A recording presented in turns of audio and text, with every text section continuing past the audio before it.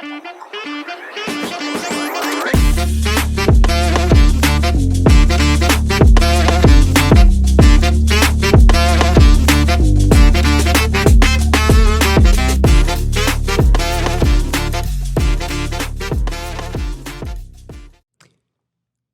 guys, what's going on? My name is Shannon Cohens, and this is the first episode of Disruptive Culture Podcast. Listen, I'm so thankful that you guys decided to tune in. Um, Really, what I want to get into in this first initial episode is exactly what this podcast is about, um, who it's designed for, and what uses you can get out of it. Uh, Listen, here at Disruptive Culture, what we believe is that you don't have to lose your soul to reach your goals. And what that means is that oftentimes we pursue things, we pursue passions, dreams at the expense of the people around us, ourselves, and our community. But we believe that you can have both community relationships that are healthy as you continue to pursue everything that you believe that you were designed to build. Uh, the way we do this is something that has been very influential in my life. Uh, it's a focus on four specific areas of your life. That's your spiritual intelligence, your relational intelligence, your emotional intelligence, and your leadership intelligence. I believe that focusing on these four key areas overall affect your entire life. Uh, this is something that I've gone through. It's helped me tremendously. Uh, it's a method, and how we do it is we focus on a key specific area every week, every podcast rather, and we target that area and we maximize that area, and then we move on to the next area and we target that area and we maximize that area, and so on and so forth. And then we come back around and then we hit the same area at a different perspective each and every time. This method is something that I found very influential in my life. It's called the Kaizen method. It's a Japanese method on how to improve and get exponential growth in the least amount of time. Uh, and I believe that as we do this, as we walk through this journey, that you can actually build your life. And then as you build your life, you can grow everything that you were purposed to do. Um, a lot of times we get into this stagnant life, this keep going, just put one foot in front of the other, and we find ourselves going in a circle year after year, claiming that we're going to go and be something more the next year if we just do this better, if we do this right, or if we pursue this business opportunity. All those things, those are admirable pursuits. However, one thing that I've found, because I've been the same way, is that we continue to get in a rut because we have limiting beliefs. We have certain traumas. We have certain past that we just can't get over. We just can't get over that hump. We just can't get to that next level because of us, honestly. And we've all heard in this era of build it, grow it, get after it, the grind method, society. We've all heard that those things are what works, but the problem is nothing works unless you work. So if we are able to grow the person optimally, if we're able to grow them strategically, if we're ever able to grow as individuals to our highest potential, then everything else we do as we build other things, it will flow. It will grow even more prosperous. It will grow even more fluid because your life is in balance. So, just a little bit about this. Uh, we we go through this process here at Disruptive Culture, and the way I got it personally is because a disruption happened in my life in 2020. There was a major disruption, and I'm pretty sure I'm one of many where 2020 was a very, very transformative year. But it was a year of disruption. And based off of that disruption, I had to decide what I was going to do at the time. I had to figure out where my next steps in life were going to be. And for me personally, after going through that process, after going through that major disruption in my life, I found that whenever you go through a major disruption, transformation is always on the other side. You either transform for the better or you transform for the worse. But if you go along this journey with us, if you dive deep into what we're doing, I believe that you'll transform for the better. It's been proven in my life over and over again since that time period. And I promised myself after I got this concept from a great mentor of mine by the name of Dr. Darius Daniels, and he helped me out so much. And I believe that after I found transformation in this through going through this process, I committed myself to helping as many people as I can, as long as I can, get the same breakthroughs that I got. Because you see clearer, you see perspectives clearer, you have a certain change in your mindset, and I believe that that solutions can never come from a pessimistic mindset. You have to grow in optimism in order to get optimal change. That is my personal belief. That is my opinion, and I stick by that wholeheartedly. So, just to dive a little bit deeper into this, just to give you an idea in the framework of who this is reaching, the main reason for this is to grow the person so the person can grow a dream.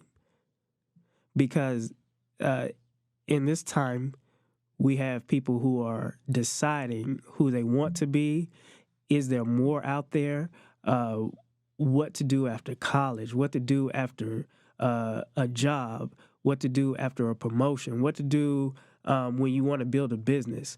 We have all these decisions that we're making in this time frame, in this day and age, and we're wondering which way to go.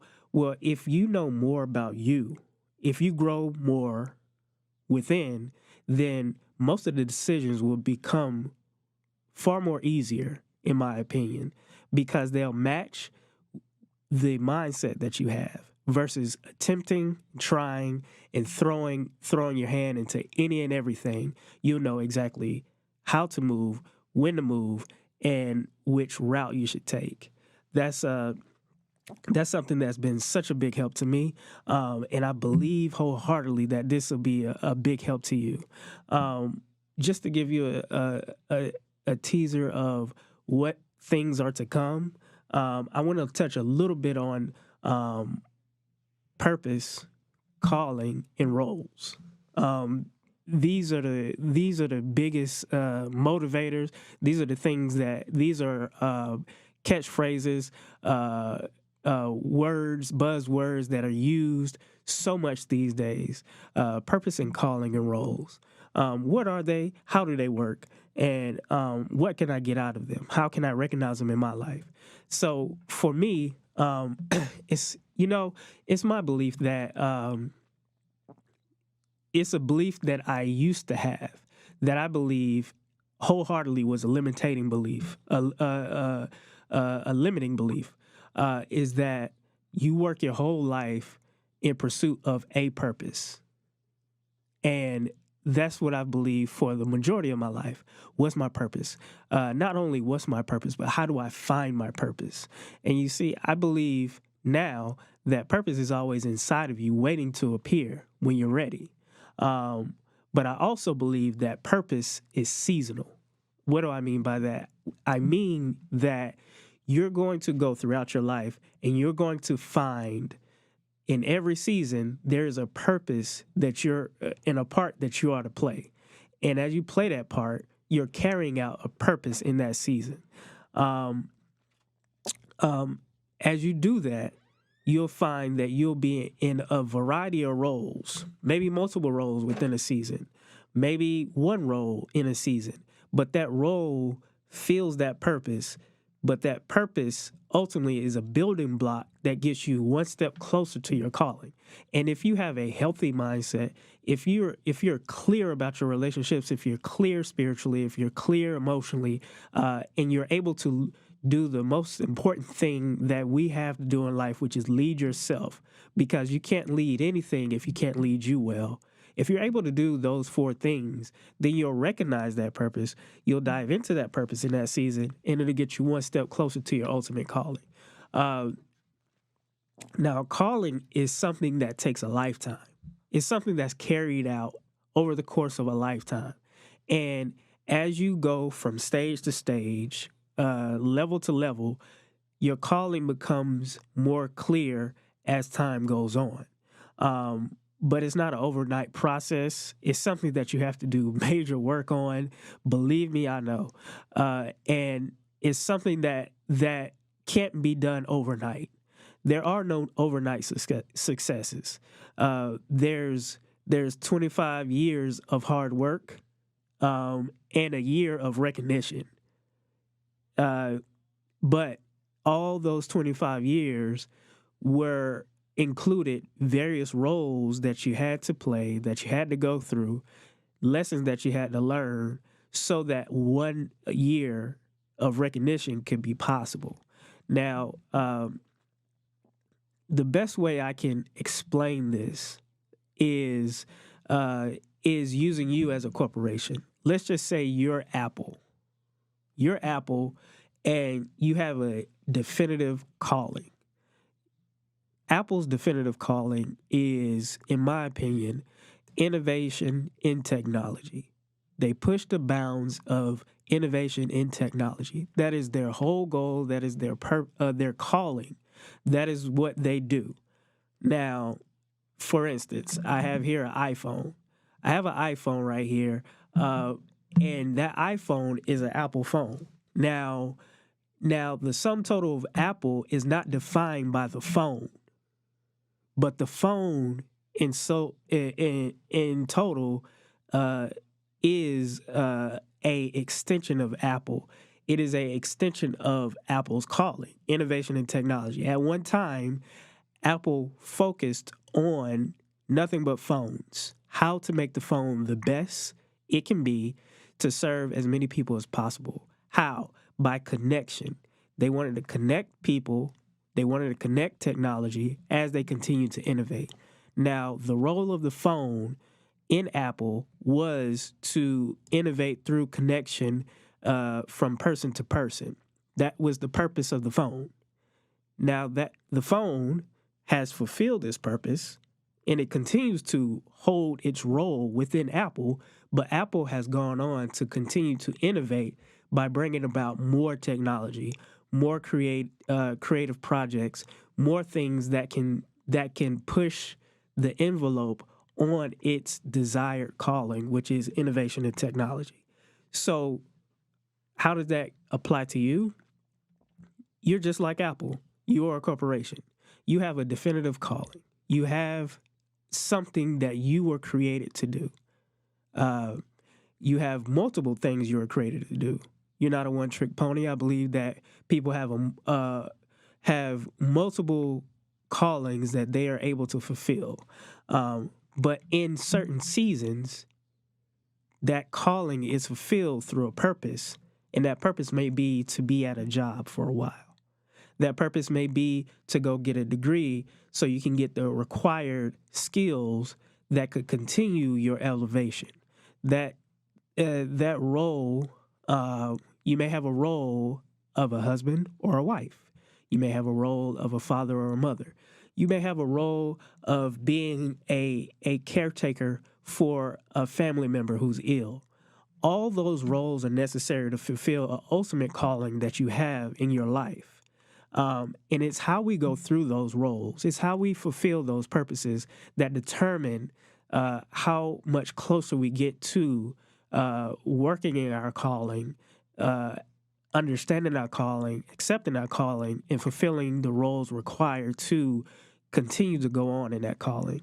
Now, that is some of the things that we're going to digest. We're going to sit and speak about. We're going to bring people in on the Disruptive Culture podcast that can speak more to limiting beliefs, speak to relationships, because one thing in life is everything rises and falls on relationships. I know that society would tell you it's about money, it's about prestige, fame, things, outward appeal, looks, or whatever. But everything in life rises, in the human experience, rises and falls on relationships.